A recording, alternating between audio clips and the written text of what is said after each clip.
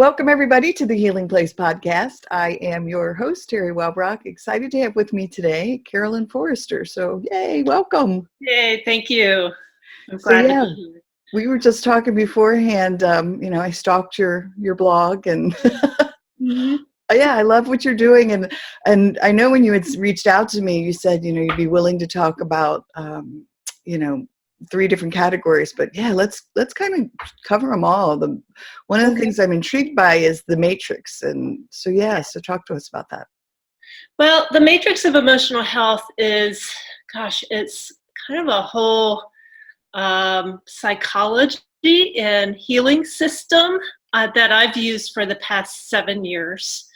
A friend of mine uses it in her therapy practice as well.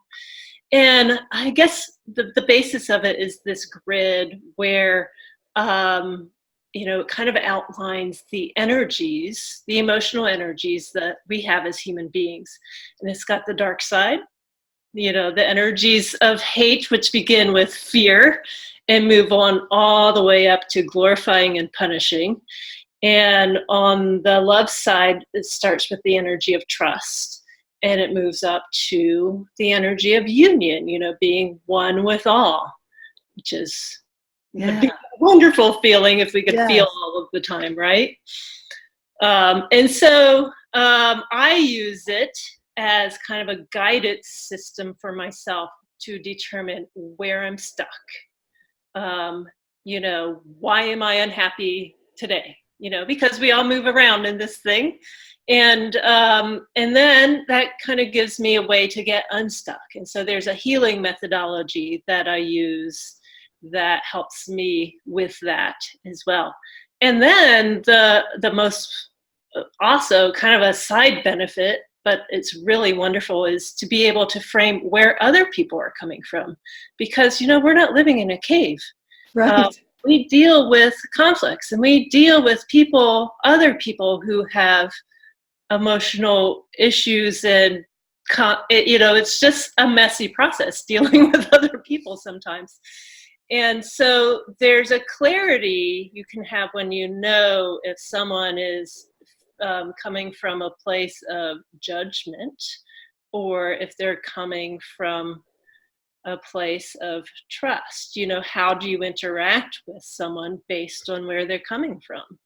Yeah, that's so very true, and what a great way to look at it, because I've talked in the past about people that I just pick up on that energy, and sometimes I just call them energy vampires.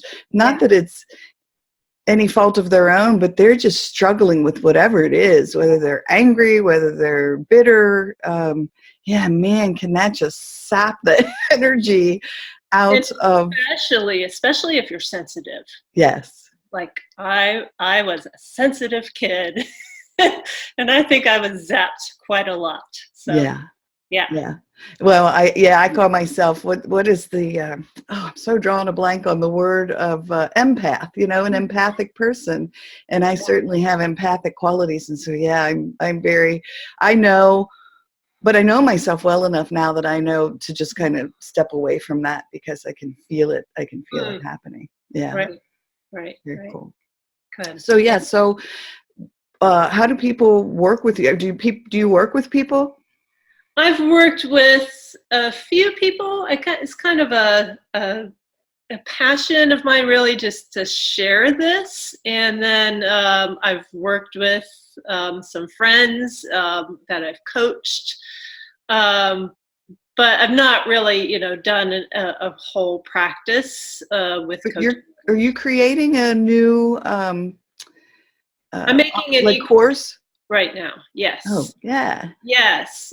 Because the one friend I coached said, it would be nice to have a little, recording of this meditation, so I could just put it on and go through it, and you could guide me. And so I thought, well, okay. Right. And I think that's how it happens with a lot of people. I've interviewed so many people from all over the world, and it's almost like a stumbling into of, the path, but once you find yourself on it, it is amazing when you find that thing that works with you and you just want to shout it from the rooftops to others to be like, Yeah. oh my gosh, I found this amazing healing, tool. Yes. Here it is. Yes. Yeah. And I see such a need for it. I work as a teacher, a special education teacher in my day job. And I see the struggles that people have, even if they look like they have it all together. It's, it's a commonality that we all have, whether we admit it or not. Yeah, and I've talked about that. I used to work at a mental health agency, but I worked in the school systems. And one of the things that I talked to the teachers a lot about was, they would come to me and say, oh, this kiddo is, this little first grader is really acting out, and and so, some behavioral issues in the classroom. And so I would meet with the kid, and we'd go through some stuff. But then I'd remind them that it's not always the ones that are visibly acting out, that sometimes it's that quiet little girl who's trying to be so perfect and do everything right that's really struggling because, yes, sometimes kids will voice it out in behaviors that are disruptive, but there's still people, some kids just aren't going to be disruptive. They're just going to close in and try to be more perfect. And so, I think when teachers became more aware of that, they were like, oh, yeah, definitely. Yeah. Very cool. So another thing that I looked at on your site, so do you do artwork, or is it, what is it that you do? I do artwork. Yes. Okay. Yeah. Right. And I guess that you could consider it a therapy for myself. I'm really connected with nature, so I'm inspired by that. But then this emotional healing work too. I do a lot of kind of abstracts that are about expressing my energy and kind of getting to that place of peace. And that's been a part of my life since I was 5 years old, I think. So yeah, that's beautiful. I'm such a nature fan. We live 4 minutes from a nature center. And oh my gosh, I try to hike daily, other than this rain. Sammy, my Labradoodle, is terrified of raindrops, so I can't get her to go out hiking with me if it's raining. But there's just such a settling. I do a lot of mindfulness work and practice when hiking in the nature centers, just because it's very grounding and keeps me right there in the now. So definitely. It's really good. Yeah, very cool. So I have to ask you one of my favorite questions, only because it's just, I love the answers I get. Okay. So if you could meet anyone in the world, dead or alive, to help you with your journey, whether it's your professional journey or your personal journey or both, who would it be? I would say Brené Brown. And, I've read a lot of her books. I think she has the data that proves this out, that vulnerability is the place to be, to live a good life. But we're so resistant to it as human beings. But I know for myself that if I can't feel, then I can't heal, and then I can't be happy. And I'm always stuck in the past. And then, it just kind of taps things down. And I kind of feel like, man, we would be the dream team. She could be the the one who proves this all is real, and I could give people the methodology that to heal themselves. Yes, it really does work. Right. Yeah, I read the Gifts of Imperfection, and just the how she addressed shame in that book was, it was, I think we know certain things, but then when it's presented to you, it's like that aha, like, the angels, oh, Yeah. and I just remember reading some of the things and I was just so blown away by it. Yeah. Oh, yeah. Yeah, exactly. Exactly. So another thing that you talked about was resilience. And I know, again, we had talked a little bit before we started recording, and I said, I'm part of ACES Connection online community. And one of the big topics of conversation is, resilience and resiliency, and how the role that plays in helping others either survive trauma or, overcome and build that resilience in themselves to heal. So, Right. yeah. So talk about what you do with resilience. I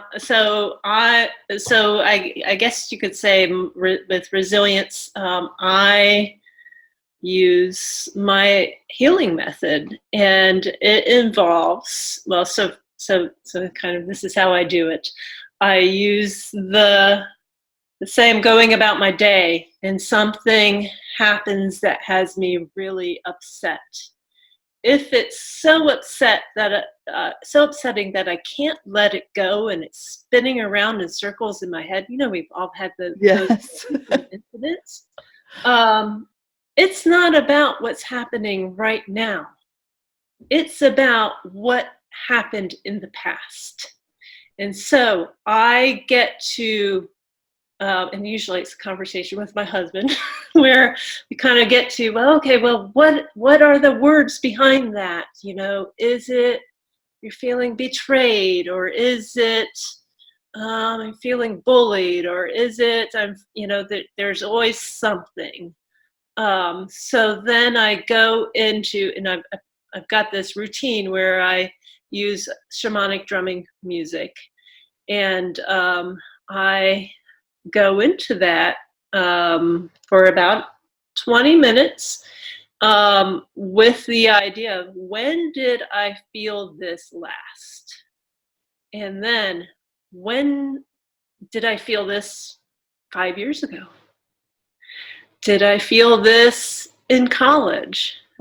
Did I feel this in high school? On the playground? I mean, I almost always get back to a little kid. I mean, sometimes I even get to like the crib. Yeah.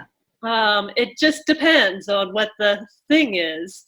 And I get to that place where I could, like, the earliest moment.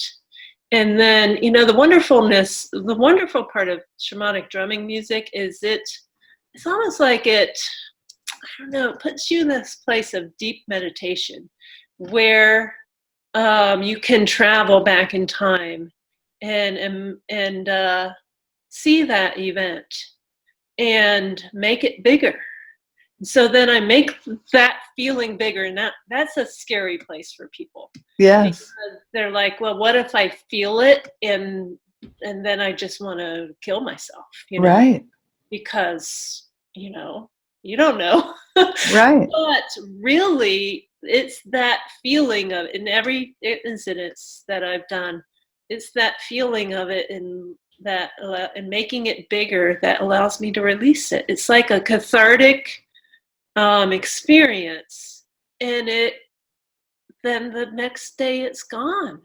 That's so cool. It's just Because gone. yeah, I mean, it makes me think of, sometimes the thought of a scary feeling is worse than the actual feeling itself. And I only say that because from my personal experience, like having panic attacks, I lived with panic attacks for 25 years until I started on this healing journey.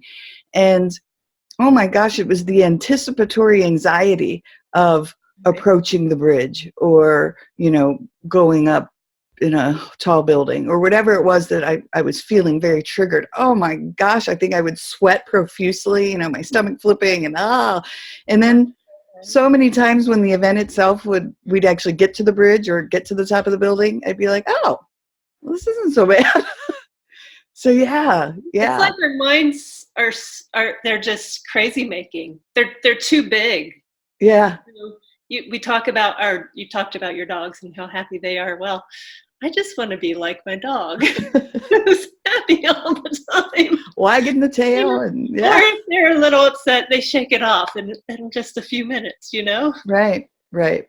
Yeah. And that's really cool that you brought that up, because I read a fascinating story, and I want to say it was in one of my EMDR books, which is a therapy that I had done for 4 years. But one of the things that was really cool was some researchers had gone out in the field, and they were following these antelope, and they were studying them for a completely different reason from what they discovered.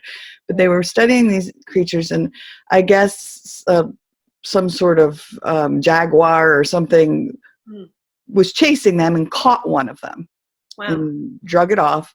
Well, it wasn't dead. It was faking it. And so the animal that had caught it wandered off for a moment. And as that did so, this antelope jumped up and took off running and ran back to its herd. But what they noticed when they were filming this was that as it stood there, its whole body was convulsing and its ears were twitching. And it was like it was releasing this negative energy that had, from this event, this traumatic event that had happened to this animal. And so it was there that they started to realize, oh my gosh, these animals are allowing themselves to go through a process of processing a negative event. And so it kind of led to a lot of research about, like when children go through a traumatic event, or when we go through something and we aren't allowed the opportunity to process that properly. And so, yeah, what you just said about, they kind of shake it off, it made me think about that. Yeah. And I think for ourselves too, these things get trapped in our body. Yeah, very much so. I carried a lot of victim energy, and my shoulders were sloped forward, and I was curled in, and I was very protective. And after doing this healing work, I've just kind of, I feel myself opening up, and kind of the weight is lifted, and it feels great. Yeah, it is a wonderful, freeing sensation when you are able to, at least even just find your way onto the healing path, which is why, I so appreciate what you're doing, because to help people, and I think of it as, kind of just taking people by the hand and saying, I'll walk with you. They have, we all have to do our own individual work, but to have people there to guide us along the way, it's really cool. Yeah.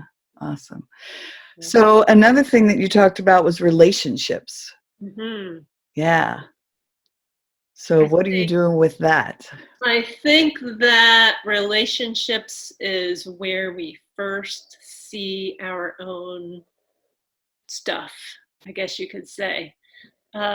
Because it's real easy to just kind of, project on our husband, why are you like this? Or, blame them for something, or judge them for something. And when we're doing that, it's not about them. Right. It's about what's being stirred in us. And that means we've got something to heal. I had a colleague a number of years ago. I'm an intervention specialist, so I work with teachers in their classrooms, and sometimes there's a bit of conflict. Maybe we don't see eye to eye, or I might not like their style and the way they interact with kids, or whatever it is. And boy, we butted heads all the time. But then I started looking at the relationship, and when I was stirred up by her, and I found stuff that mama stuff I needed to deal with. And, I think I knocked out all kinds of issues I had when I worked with that teacher, because it was really, it allowed myself allowed me to see myself clearly. So, and so, you know, when we have conflict, it really is an opportunity. And it doesn't have to be, oh, you know, you need to get a divorce, or you need to, you know, end the friendship, or you know, maybe, I mean, of course, unless there's abuse, maybe you need to look at yourself first and see what needs to be processed.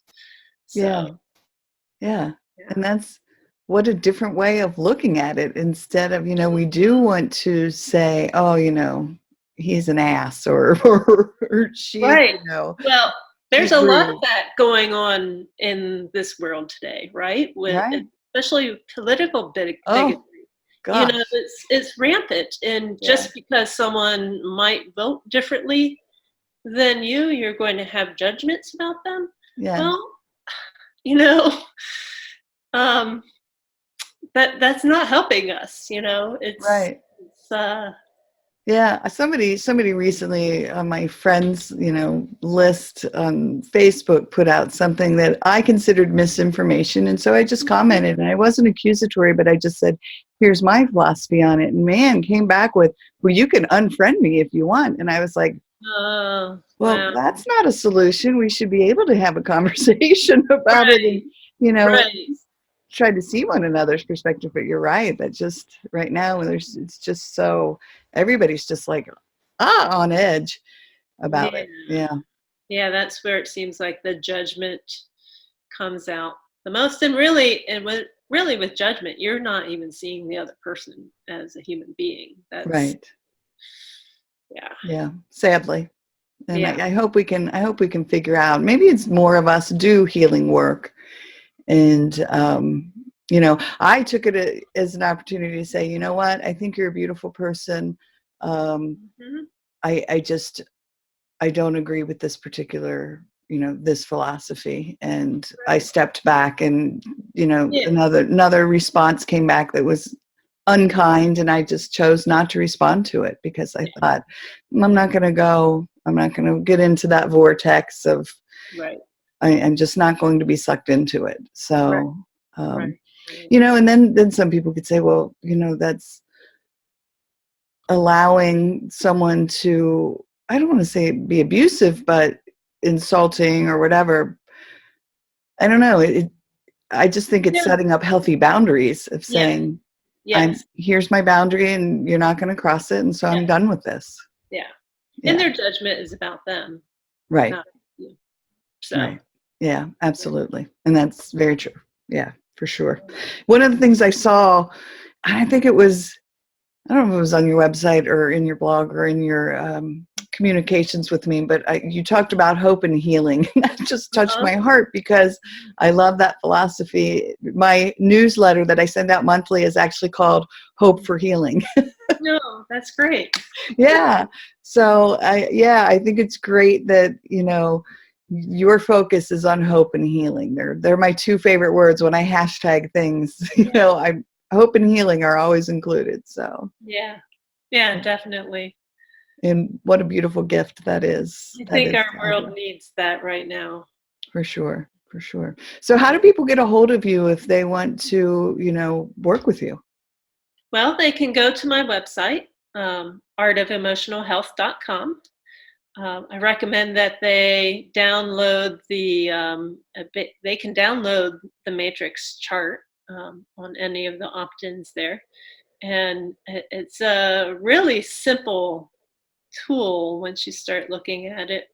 And several of the downloads have either my story or the and then one of them has the philosophy explained. So Okay. um, yeah, And then they can sign up to receive more information from you as well. yes, So yes. when you're I'll be new, sending out information about the e-course, which awesome.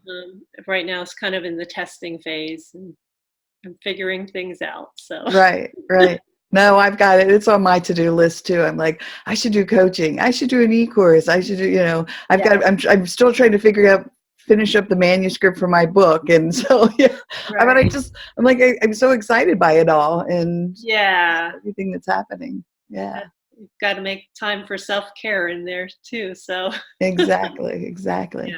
Another question that I like to ask guests, is there any myths or facts that you want to clarify? Yes, and this is an interesting part of the matrix of emotional health. A lot of people think that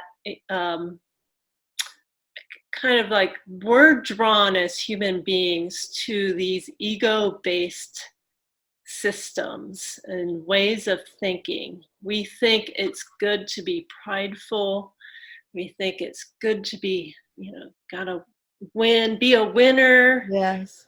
We think it's good to, to be good, judge me good, um, or to kind of glorify me. I want to be on top of the world, that kind of thing. But really, that's those are separating energies. When I'm judging myself good, and I know this from my childhood, where I learned this, that I am on the flip side often judging someone else bad. Uh, Back then it was my sister. Yeah, it's yeah. very illusionary. And but our current philosophies and a lot of religions, and they go there. Yeah. They go there into this judgment paradigm, which is not good for us. No, no. And that's fascinating. I might have to journal on that later. Like, that's really a Yeah. really interesting way to look at. So are you suggesting then that it's not so much, um, you know, I don't want to say judging, but how we view ourselves, but more the energy that we put towards others? Well, it seems to me that the higher you go up, and I wish I had the grid here to show you, the higher you go up on the hate side of the matrix, the more separating and the more acting out it is. Okay. So, for example, with glorifying, which the Right. flip side is punishment. So I might glorify my husband at one point, put him on the pedestal. Then Yeah. he doesn't live up to my image of him, and then I punish him.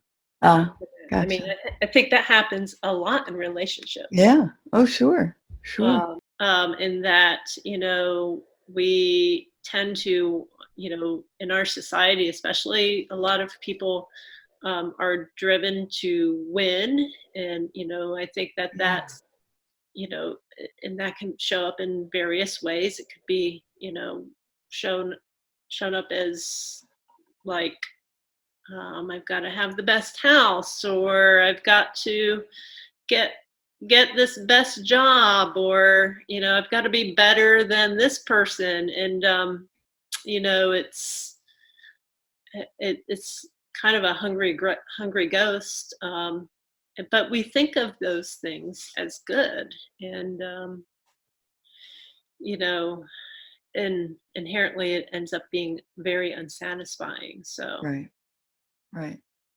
Yeah. And I mean, I think that was one of the things I had asked about, was so do we judge or don't judge? And right. you had answered the question about, the energy we send towards others. Hmm. Um, yeah. Is that how we lift ourselves up then? Is not through judging ourselves as being, good and perfect and whatever, but more in our positive relations with others. Right. Well, I think that the true love starts with ourself. Um, and if what we think of as compassion is kind of this, judging ourselves good by helping out those poor people, or whatever it is, that's a false form of Right. compassion. And it might feel good in the moment, but that's kind of a form of judgment in and of itself. So Right. yeah. Yeah. So how do we, what is the way to do that then? And how, because I think about, like we'll purge our house of items, but instead of, donating them to, St. Vincent de Paul or Goodwill, Hmm. I put it out on Facebook and say, hey, we've got free items to a good home. Let me know what you want. And so it's more about, helping others by giving away stuff, but it also helps me feel really good because one, we're giving it away, but two, Right. I know that these items are going to be used by somebody that will appreciate them instead of collecting dust in a closet. So, Right. yeah. Well, I guess I'd say it's not that you should never help someone. It's be aware of where your energy is. Yeah. If you are doing this in order to be better than or to Ah, judge yourself good, that's an unsatisfying place. right. Um, I'm grateful for all of the people who've helped me along the way, um, but uh, you know, it. I also recognize that in myself in the past, this kind of do-gooder energy was actually coming from a dark place. So Okay. yeah. Right. And I get that. I get what you're saying now because my mom is an alcoholic and 83 years old, but she's lived her entire life, and my sister and I have talked about this, trying to please others and then always telling us, our entire lives, how much her friends love her and how much they, oh, my friends love me so much because I do this for them and I do that for them. And I know my sister and I have been like, oh my God, Yeah. because she was horrifically abusive, particularly to my sister, Mm. when she would drink, and we would joke around and say, she thinks she's buying her way into heaven. and Mhm. but that made me think, when you were just talking about that, about how her intentions have been, I think, in certain ways, yes, she likes to do things for others, but it is coming from a place of emptiness within her that Yeah. she's trying to fill, and that makes a lot of sense. Right.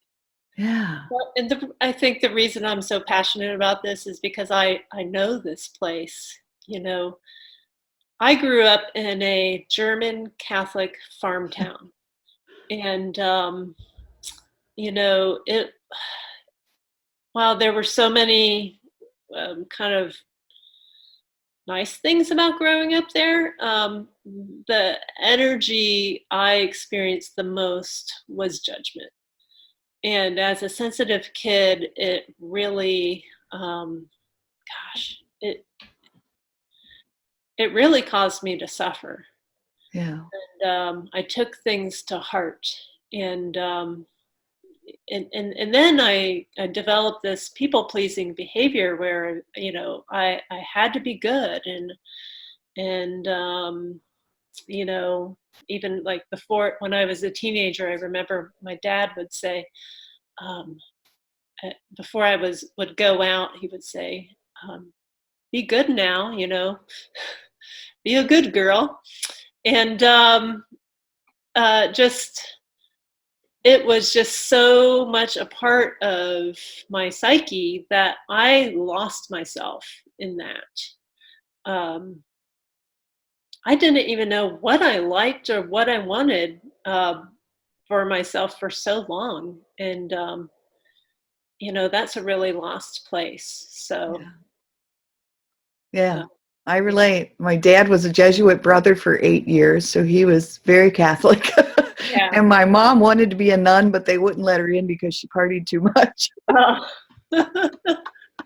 So yeah, I always say, oh my gosh, my parents, said on their honeymoon night they prayed the rosary, and I was like, I was doomed to. Yeah, I get it, that Yeah. and I took on the role of, the perfect child of, I was the peacemaker. I was the good girl. I got the good grades, and Yeah. And then on the flip side, my sister was the bad girl. Mine too. It was really, I judged her bad, and everybody in my family judged her bad, and and she just really banged around and acted out against this judgment, and had horrible consequences for that. But I really didn't want to be that. Right. So I went the opposite way, but it was still the same paradigm. I was still caught in judgment. Right. And there were devastating consequences in my first marriage because of that. So you've really got me thinking about, and I love it, that how we approach others, how we approach life is it, and to take a look, is it coming from a dark space within us? Is it coming from pain, whatever trauma, whatever it may be? That's a really, really great way to look at it. If you looked at my childhood, there wasn't anything like, when I took the ACEs questionnaire, I think I had 2. I think I got a number 2 on that. Yeah. There wasn't anything that was like super dramatic that I could say, well, I had a super abusive household. No, it was the energy that was around me. It was there on the playground. It was at church. It was it was just kind of the water the air I breathed, and the water you swim in. You don't recognize that until you step back and look at it. So. Right. But the way what you're talking, I think of toxicity, and like you just said, the air you're breathing, if you're not aware that what you're taking in is so toxic. Yeah. And that judgment is extremely toxic. I score a 10 out of 10 on the ACEs. Wow. And I've had people, after I share my story, they're like, holy shit, like, how did you get through that, Teri? And, or, they're like, I feel like mine just, doesn't compare to yours. And I'm like, oh my gosh, this is not a trauma race. That no matter if you have a 1 on the ACEs or a 10 or anywhere in between, the pain is painful. Right. No matter. And so, I very much understand that even if you don't, those who don't have high ACEs score, it's still toxic. I mean, yes. it still has a profound effect, on, like you said, on decisions you made on your first, your first marriage, and how you handled it. And that's very much the case. So that's why I tell people, just no matter what you've been through, just to be able to do the healing work is so powerful, to rid ourselves of that toxic energy. Yeah. Yeah. And it can be done. Yeah, absolutely. Yeah. That's the hope and healing part, right? Yes. Yeah, exactly. All right. Is there anything else you want to address with people?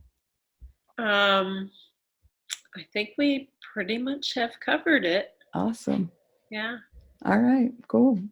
Well, I will thank you for giving me a chance to talk about this, because I just love talking about it. Yeah. Well, I appreciate, again, the work you're doing, and offering that guiding hand for people. I'm excited for you to have your e-course, get out into the world, and that people connect with you on that level as well. So, yeah. All right. Well, thank you again for joining me on the podcast. Everyone, until next time, remember, be gentle with yourselves. Thanks. Bye-bye.